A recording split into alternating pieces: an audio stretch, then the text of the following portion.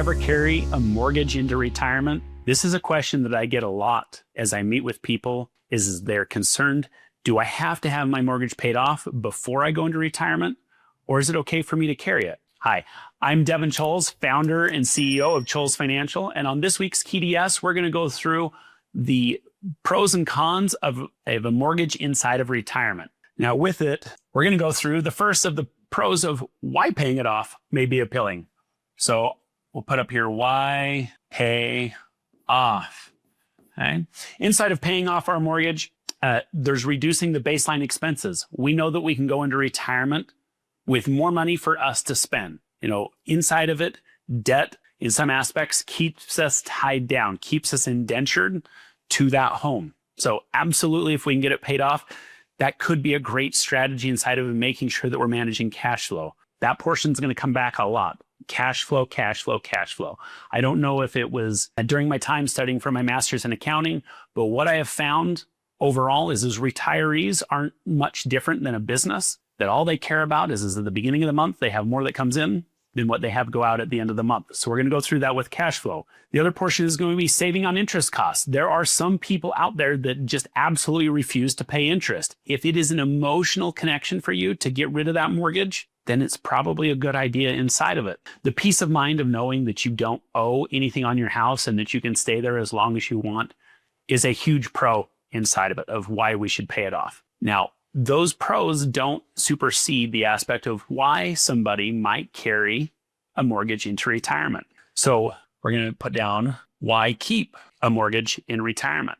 So with why keeping one makes sense is we could potentially be behind on our retirement savings. Now, remember when I talked about cash flow? When it comes to retirement, we get our bag of money. Okay? Yes, I'm a good artist. And we have our bag of money.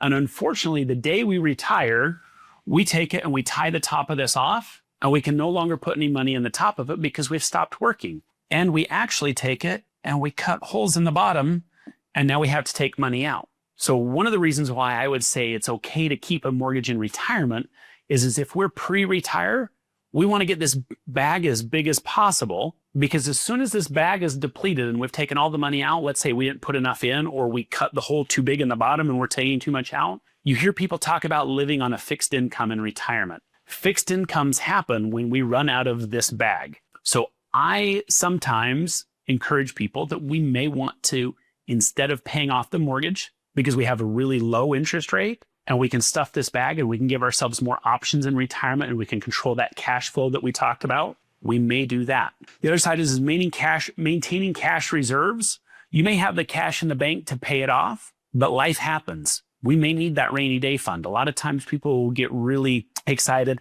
Hey, Devin, I've got $20,000 left in my rainy day fund and I owe $20,000 left on my mortgage. Should I pay it off? In that case, I would actually say keep the mortgage, because life is going to continue to happen to you whether your mortgage is paid off or not. We want to make sure that we have that money in reserve for the purpose that it serves, and that is to be there when we need it. Because if we take it and we pay off the low mortgage rate, we're then going to have to go to a credit card if we no longer have that cash on hand. And I guarantee you that credit card is going to have a much higher interest rate than the home. Right now, we have a really unique opportunity. We came through COVID. Lots of people that had mortgages refinanced. I've seen homes or loans all the way down under 2%, but mainly what I'm seeing is about 3% mortgages. The nice part is right now, without any risk in the market, is we can walk across the street and we can go find almost any financial institution willing to give us 5%.